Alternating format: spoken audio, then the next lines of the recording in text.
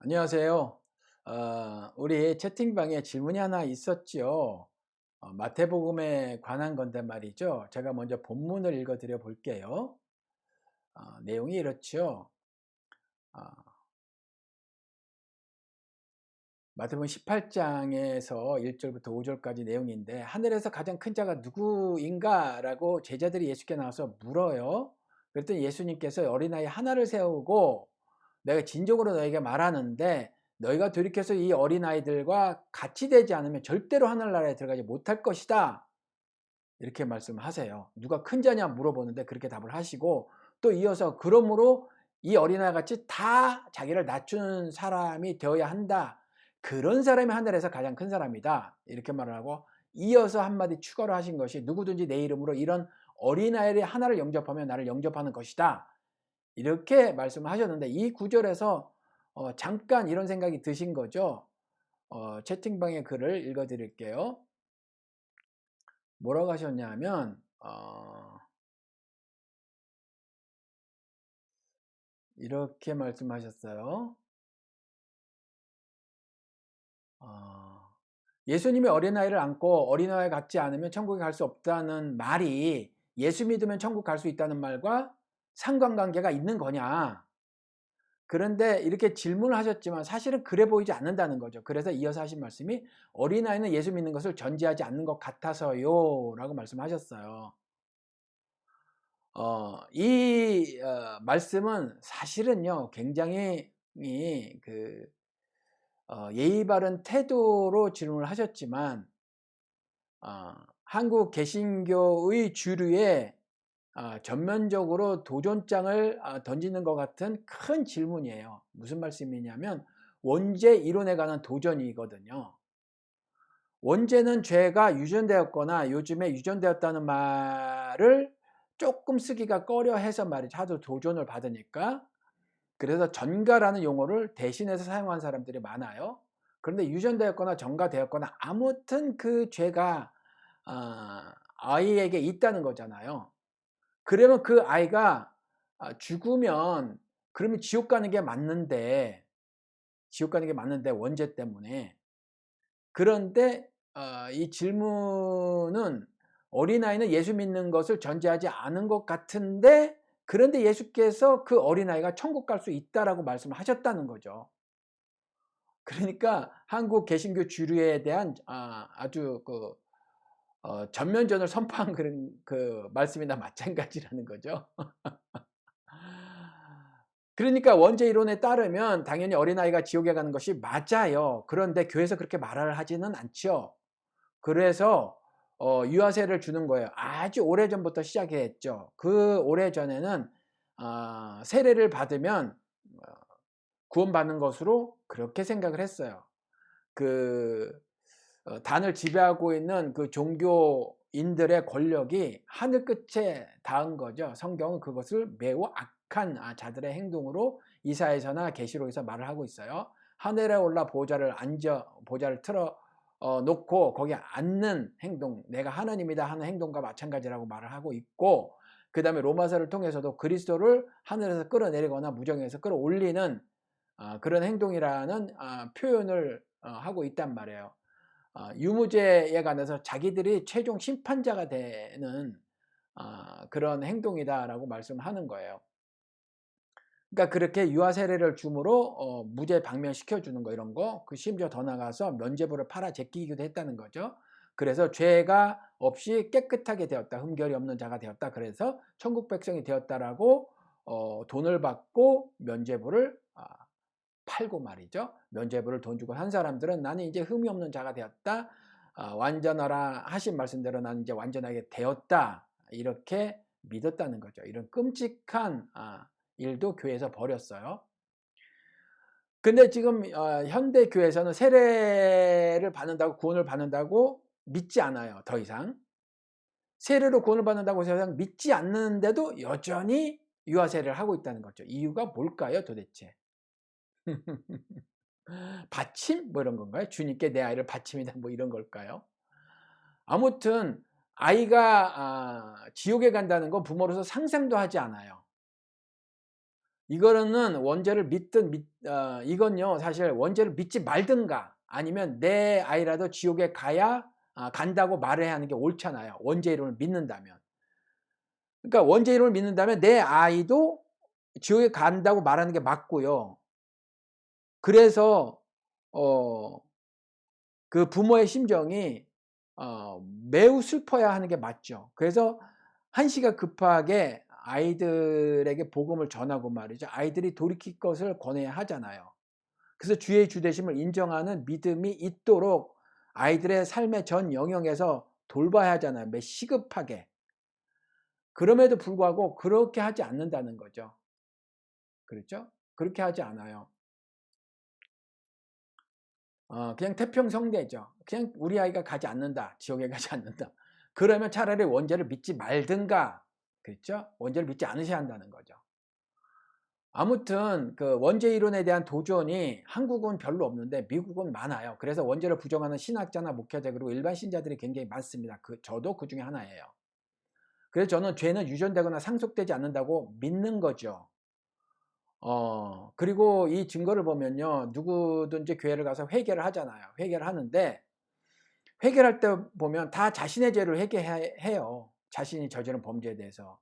자신에게 유전되었거나 전가되었다는 아담죄로 회개하는 사람은 못 봤다는 거죠. 그렇죠? 그리고 그러면 성경적 근거가 있어야 하잖아요. 이 성경적 근거는 어디에 있냐면 예레미야서에 가서 보면 있어요. 예레미야서에 가서 보면 예레미야서 30장 31장 쭉 읽어보시면 전후 맥락에 따라서 더 분명해지는데 31장에 두 구절만 읽어드릴게요. 이렇게 진술하고 있습니다. 그때가 오면 사람들이 더 이상 아버지가 신포도를 먹었기 때문에 자식들의 이가 시게 되었다는 말을 하지 않을 것이다. 그렇잖아요. 신포도를 아버지가 먹었는데 자식이 이가 실 리가 없잖아요. 그런데 이런 비유까지 굳이 들으셔야 한다는 거. 제가 자꾸 이런 말씀을 드리죠. 왜 그러냐면 신앙인이라고 하는 사람들이 자꾸 비상식적인 사고를 하더라는 거예요. 아버지가 신포도를 먹었으면 아버지 이가 시지 왜 자녀의 이까지 시냐 이거죠. 근데 그렇게 믿는 거예요. 이 원죄도 마찬가지라는 거죠. 그래서 이 말씀을 하시고 나서 이 말씀을 풀어서 말씀하시는 거죠. 조금 전에 읽어드린 게 29절인데 30절에 오직 각자가 자기의 죄악 때문에 죽을 것이다. 신포도를 먹는 그 사람의 이만 실 것이다. 그러니까 자신의 죄악으로 죽는 거지 아버지의 죄악, 조상의 죄악 때문에 내가 죽지는 않는 거죠. 정령 죽게 되는 심판을 받지 않는다는 거예요. 그러니까 죄는 유전되지 않아요. 상속되지 않아요. 전가되지 않습니다. 전가되지 않아요. 그러니까 원죄 이론을 저는 믿지 않아요. 이것도 이론이에요. 믿을만 하지만 아직 진리로 증명되지 않은 걸 이론이라고 하잖아요. 그러니까 저는 이 이론을 믿지 않습니다. 진리로. 그리고 그 마태복음 가서 볼게요. 오늘 본문 제가 읽어드렸잖아요. 내용을 보면 어린아이를 천국에서 큰 자라고 선언을 하죠. 그리고 어린아이의 회개 여부는 언급되지 않아요. 여기서 우리 그 채팅방에 질문하신 분처럼 그 지점을 아주 잘 간파를 하셨어요. 어린아이의 회개 여부는 언급되지 않습니다. 그런데 그럼에도 불구하고 어린아이가 자기를 낮춘다. 영어로 NIV에서 험블이라는 단어를 써서 겸손하다라고 말을 하고 있어요. 그리고 나서 그런 겸손한 자가 천국에 간다고 선언을 하시고요. 이어서 한마디 추가를 하셨는데 그리스도께서 누구든지 이런 어린아이를 영접하면 그리스도를 영접하는 것이다. 이렇게 말씀하신다는 거죠. 이 말씀에 대한 해석을 해봐야 해요. 그렇죠? 이 말씀은요. 일단 예수를 믿지 않아도 천국에 갈 수 있다는 것을 말하는 구절은 아니라는 거예요. 이게. 채팅방에 글 올리신 것처럼 이 어린아이가 예수를 믿지 않았다라고 보인다라는 거잖아요. 그럼에도 불구하고 천국에서 가장 큰 자라고 말씀을 하셨는데 이 구절은요. 그걸 말씀하시기 위해서 써놓은 구절은 아니다. 이 말이에요. 예수를 믿지 않아도 천국에 갈 수 있다는 하늘 진리를 선포하기 위해서 써놓은 것이 아니라는 거예요. 지금 제가 쭉 읽어드렸는데 하나님을 신앙한다고 하면서 겸손하지 않은 태도에 관한 지적을 하신 글이다라는 거죠. 하나님을 신앙한다고 하면서. 그래서 돌이켜서 겸손하라라는 말씀을 하신 거지 예수를 믿지 않아도 천국 갈 수 있음 이걸 말씀하시는 구절은 아니다라는 거예요. 그런데 또 맨 마지막 구절 5절에 어린아이를 영접하는 것이 그리스도를 나를 받아들이는 것이다 이렇게 말씀을 하고 계시다라는 거죠. 어린아이를 받아들이는 것이 나를 받아들이는 것이다. 이 말씀은 당시 정황을 비춰보면요. 어린아이와 여자는요. 사람을 살 때 세지도 않았어요. 사람을 살 때. 계수도 하지 않았다는 거죠.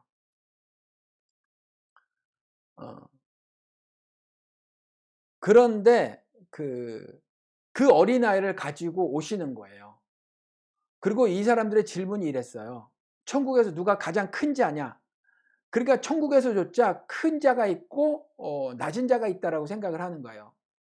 이런 것 자체가 이런 것에 대한 관심 자체가 잘못되었다는 거예요.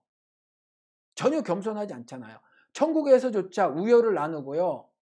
순위를 가르고 그다음에 높낮이를 구분하고 그래서 높은 자 낮은 자가 있을 거라고 상상하고 이런 것 자체가 잘못되었다는 거죠.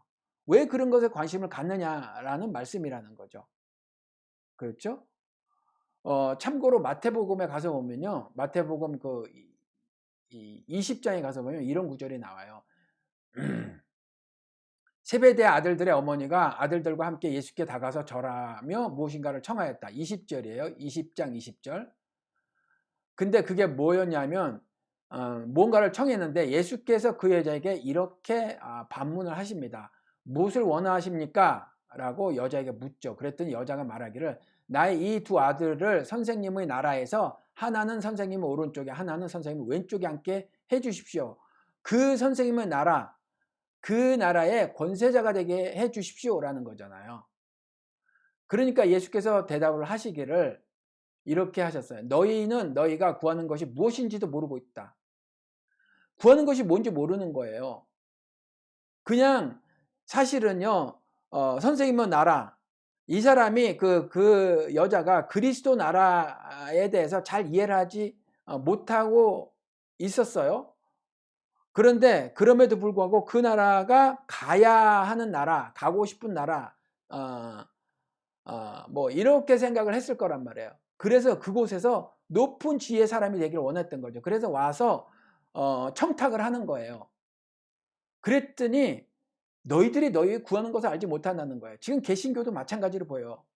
그리스도의 이름으로 기도하는 것 좀 보세요. 뭘 구하고 있는지 모르겠어요, 도대체. 그렇죠? 뭘 구하고 있는지. 세상에 여의도 순복음교회 보세요. 주구장창 뭐 4차원의 기도 들어보니까 말이 안 돼요. 상식적이지도 않아요. 그리고 인문학적으로도 개판이에요. 종교적으로 성경적으로 이건 도대체 논리라고는 아무것도 없어요. 신앙적으로도 엉망진창이에요. 조윤기 씨의 그 4차원의 기도 설교를 들어보니까. 그런 거나 주구장창 설교나 듣고 있고 그러면서 나시셔라 예수의 이름으로 그냥 단번 기도 한 방으로 그 병이나 낫고 무병장수나 바라고 소원성취나 바라고 뭐 이런 거잖아요. 이런 엉망진창의 진창의 신앙생활을 하고 있거든요. 그러니까 구하는 게 뭔지 모르는 거야, 그 교인들이. 샤넬교회도 보세요. 노래 잔뜩 틀어놓고 가슴 촉촉이 적신 다음에 그다음에 성령 그러면서 성령 받으라 막 이러면서 쌩 난리 굿을 펴잖아요. 그건 굿하는 거예요, 굿. 비나이다 천지신명께 비나이다 하는 것처럼 성령께 비나이다. 성령이 오늘 내게 임하셔서 나의 인생의 모든 문제를 문제를 아예 내 삶에서 근처도 얼씬거리지 못하도록 한 길로 왔다 일곱 길로 몰러갈 수 있도록 성령께서 역사를 베풀어 주시옵소서 하는 거거든요. 그 사랑교회 사람들이. 근데 이게 이런 두 대형교회만 있느냐? 모든 한국 개신교회 많이 이렇다는 거죠. 도대체 하나님을 신앙한다고 하면서 무엇을 구하는지 알지 못하는 거예요. 예수께서 말씀하시잖아요. 너희는 너희가 무엇을 구하는지 모르고 있다. 그러면서 심각하게 질문을 던지시는 거죠.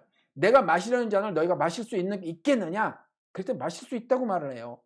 뭔데? 죽음의 잔이거든요. 근데 뭔지도 모르고 마실 수 있대요. 그냥 포도주로 알고 있는 거죠. 물어보겠습니다. 저는 개신교인들에게. 죽음의 잔을 마실 수 있겠느냐? 예수와 함께 예수처럼 죽음의 잔을 마실 수 있겠느냐? 죽음의 잔이 뭔지 모르니까, 죽음의 잔인지 모르니까 마실 수 있겠다고 하는 거예요. 근데 로마서를 통해서도 분명 말씀하신 게 그리스도의 연합은 그리스도의 죽음과의 연합이고, 죽음과의 연합은 콤보 세트 모양 부활과의 연합이 된단 말이에요. 죽지 않고서 거듭날 방도가 없다는 거죠. 그러니까 반드시 그리스도가 마신 잔을 나도 마셔야 하는 거예요. 구해야 할 것은 그거란 말이죠. 그런데 사람의 심정을 대신해서 그리스도가 말씀하셨잖아요. 이 잔이 내게서 지나가게 해주세요. 하늘 아버지시여. 사람이 그렇게 기도한단 말이에요. 누구나 죽음이 두렵죠. 피하고 싶어요. 그 잔을 마시고 싶지 않아요. 그런데 예수께서 그럼에도 불구하고 하나님을 섬기는 사람들이 이렇게 대답을 해야 한다고 하시면서 대신 또 말씀하신 게 뭐예요? 다만 아버지의 뜻이거든 이라고 단서를 붙인단 말이에요. 아버지의 원대로 하옵소서라고 하는 거죠. 아버지께서 그 잔을 마시라 하시면 마셔야 한다는 거예요. 마셔야만 거듭난 자가 되는 거예요. 마셔야만 내가 완전하니 너희들도 완전하라 하신 그 완전함, 그리스도로 들어갈 수 있는 그 완전한 자의 신분이 된다는 거죠. 그걸 믿음이라고 하는 거예요. 그리스도께서 그리스도를 통하여 이 잔을 마시라라고 하는 것이 은혜고, 그 잔을 마셔야 내 죄가 대속되는 거란 말이에요. 그게 믿음이란 말이에요. 그래서 에베소 2장 8절에 은혜에 의해서 그리고 믿음을 통해서 구원이 성취되는 것이라 이렇게 말씀을 하고 계시다는 거죠. 근데 아무튼 이게 포도주 잔 정도인 줄 알고 마실 수 있습니다 그러는 거예요. 그랬더니 예수께서 말씀하셨다. 정말 너희는 나의 잔을 마실 것이다. 진짜 예수를 끝까지 따르는 자들은 마실 거라는 거죠. 그러나 나의 오른쪽과 왼쪽에 앉히는 그 일은 내가 할 수 있는 일이 아니다. 그 자리는 내 아버지께서 정해 놓으신 사람들에게 돌아갈 것이다. 그러니까 그렇게 말씀하시는 거예요. 오른쪽에 앉거나 왼쪽에 앉거나 그런 것 따위, 그런 거에 관심을 보여? 그거 내가 할 수 있는 게 아니야. 왜 못해요? 그분이 신이신데. 그러면서 여지를 두는 거죠. 올바른 신앙생활을 할 수 있는 기회를 다시 주시는 거예요. 아버지께서 정해 놓으신 사람에게 돌아갈 것이다. 하늘에서 큰 자 작은 자가 없어요. 하늘에서 큰 자 작은 자가 없어요. 모두 다 같아요. 그런 구절은 성경 도처에 있다는 거죠. 그렇죠? 근데 열제자가 이 말을 듣고 그 두 형제에게 분개하였다 이런 말을 하네요. 그렇죠? 그러니까 이 구절은요. 이 구절은 마태복음의 18장의 1절부터 5절까지 구절은 큰 자 작은 자 나누고 가르고 찢고 하는 거, 우열을 나누고 순위를 가르고 순위를 매기고, 그렇죠? 높은 자 낮은 자 이렇게 구별하고, 그래서 높은 자로 살기 위한 그런 욕심, 그 욕심 자체를 가져서는 안 된다라고 말하는 거예요. 누구나가 다 큰 자예요. 다 큰 자. 하늘에 입성하는 모든 사람은 다 큰 자예요. 그래서 이런 아이를 영접하는 것이 나를 영접하는, 즉 겸손한 자가 하늘나라를 가는 거고, 그 사람이 하늘나라에서 가장 큰 사람이다. 가장 큰 사람은 한 명이잖아요. 한 명.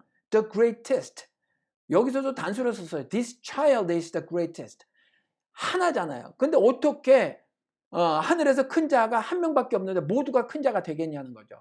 그러니까 이것은 문학적 수사라는 거예요. 그렇게 가장 큰 자가 1등하는 자가 수두룩 빽빽이라는 말이죠. Great multitude. 수많은 사람, 계시록에 나온 것처럼 수많은 사람의 찬송 소리가 울려 퍼진다잖아요. 하늘에서. 그 모든 자들이 단수로 쓰여졌지만 이게 복수라는 거죠. 예를 들면 people, 민족이 단수로 쓰여지지만 수많은 사람들이잖아요. 천국 백성 단수지만 그 천국 백성이 모두 다 greatest, 가장 큰 자란 말이에요. 단수예요. 그렇지만 그 안에 멤버들, 사람들은 많잖아요. 천국 백성은 많아요. 하지만 천국 백성이라는 단수, 더 위대한 사람들, 가장 큰 자라는 거죠. 이해가 되시죠? 이 험불, 겸손한 자, 자기를 낮추는 자, 이게 이스라엘에게 계속 문제가 됐어요.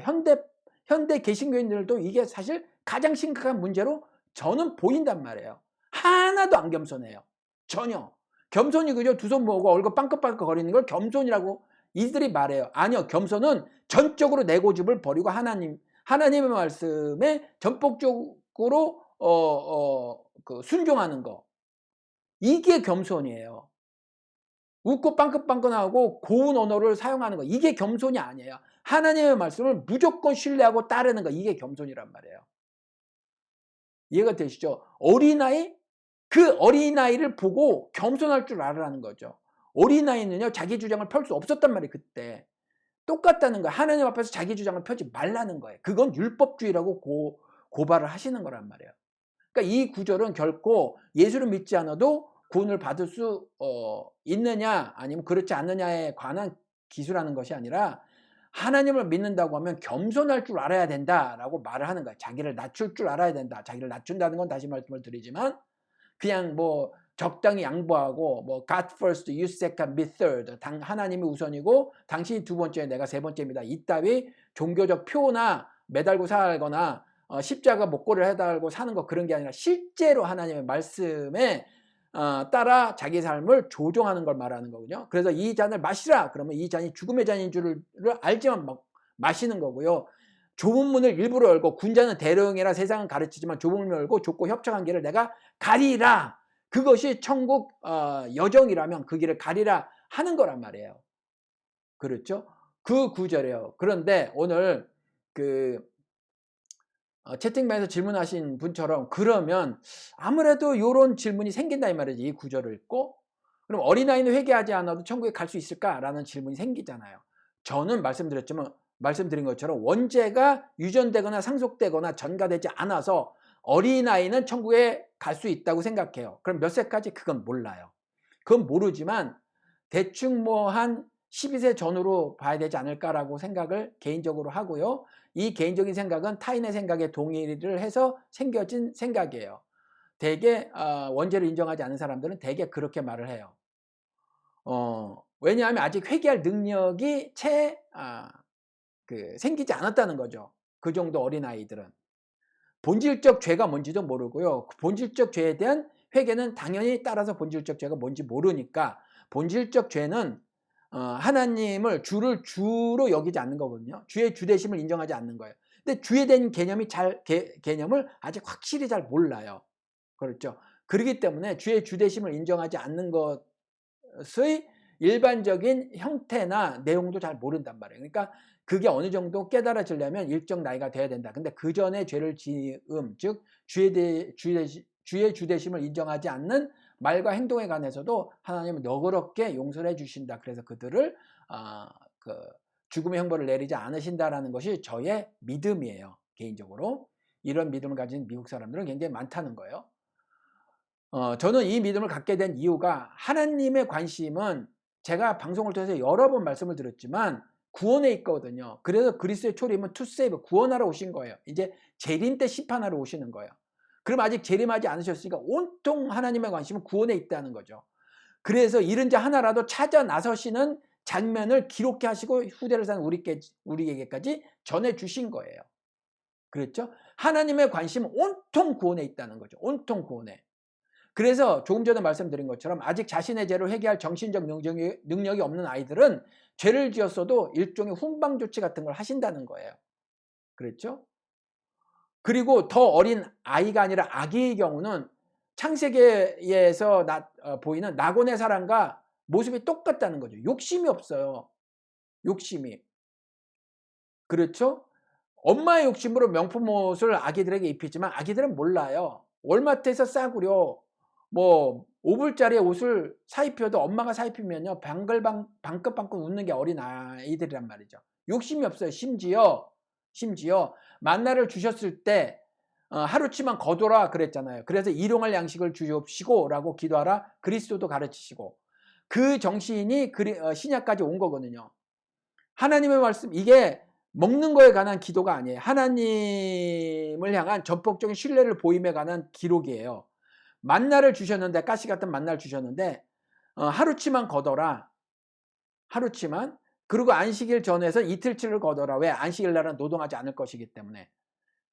그런데 사람이 불안하잖아요. 하나님을 믿지 못해서 이틀치 3일치 거둔단 말이에요. 그랬더니 그 다음날에 썩어버려요. 그러니까 하나님의 말씀을 전폭적으로 신뢰하라라는 것이 만나를 주셨을 때의 그 말씀이거든요. 똑같아요. 그리스도가 제자들에게 가르친 기도에서도 주기도문이 아니라 제자들의 기도에서 보면 일용할 양식을 주옵시고라고 기도를 해라. 이것은 하나님을 향한 전폭적인 신뢰를 내가 보이지 못한 경우가 많이 있는데요. 주님, 내가 주님을 전적으로 신뢰할 수 있도록 믿음으로 믿음에 이르게 하여 주시옵소서라는 기도를 하라는 가르침이라는 거죠. 그렇죠. 그런데 아무튼 아이들은 회개하지 않아도 저는 천국에 갈 수가 있다고 생각을 하고요. 하나님의 관심은 오직 구원에 있다고 믿어요. 그래서 자신의 죄를 회개할 정신적 능력이 없는 아이들은 죄를 지어서도 훈방 조치하고요. 창세기에 낙원의 사람이 이와 같이 욕심이 없었다는 거죠. 하루치 일용할 양식 정도도 아니고 그때 한 번 먹을 그 젖 있잖아요. 그 젖병을 물려주잖아요. 엄마가 젖병을 물려줘도 배가 부르면 그 예쁜 혀로 밀어내더라는 거죠. 예쁜 혀로. 그렇죠? 애들의 혀가 얼마나 예뻐요. 날름날름 거렸을 적에. 이제 나이가 육신이 들면서 뭐 속에 뭐 속병이 생기면 혀에도 백태가 생기고 그렇잖아요. 어른들의 혀랑은 다르게 얼마나 그 아기들의 혀가 예뻐요. 그 예쁜 혀로 그 젖꼭지 밀어내더라는 거죠. 그렇단 말이에요. 창세기의 낙원의 사람과 똑같은 모습이더라. 벌고 벗었음에도 부끄러워하지 않는단 말이에요. 이 부끄러움이 메타포로 은유로 사용되는데 더 이상 부끄러움을 당하지 않게 하리라. 창세기에 보면 부끄럽다고 하는 것은 죄를 지어서 부끄러운데 이 부끄럽게 된 자는 두려워하잖아요. 하나님 심판을. 그래서 두려워서 숨잖아요. 그리고 부끄러움을 가리기 위해서 자기가 생각한 대로 그 부끄러움을 가리잖아요. 그 자기가 생각한 대로 부끄러움을 가리는 것을 율법주의라 생각하는 거예요. 그리스도의 은혜로 그 부끄러움이 사라지는 거지. 내가 여러 가지 그 도덕적 행실을 하는 것으로 내 부끄러움이 가려지지 않는다는 거죠. 이런 걸 세상에서도 도덕적 세탁이다, 도덕 세탁이다 이렇게 말을 한단 말이에요. 그러니까 악의 경우는 당연히 아이의 경우하고도 또 달라서 아이의 모습 자체가 창세기의 낙원의 사람의 모습과 동일하다는 거죠. 그리고 아이의 경우는 위에서 말씀드린 것처럼 주장을 펼치지 않아요. 그냥 주장을 펴는 사람들에게 그냥 따라갈 뿐이죠. 낮은 자의 모습을 보여요. 이걸 은유로 사용하시는 거예요. 이 낮은 자. 그래서 이렇게 낮은 자를 받아들일 정도의 어른이라면 당연히 그 사람은 천국 사람이다. 그리고 천국 사람은 누구나 다 큰 자다. 단수로 쓰여졌다는 거죠. 근데 너희들 가운데 그런 사람들은 복수잖아요. 두 사람 이상, 세 사람, 네 사람이 단수의 그 사람이 될 것이다. 어떤 사람? 가장 큰 자가 될 것이다. 이렇게 말을 하고 있다는 거예요. 언제 다시 또 할까 싶어서 질문 나온 김에 바로 했습니다. 감사합니다. 도움이 되셨기를 바라요. 안녕히 계십시오.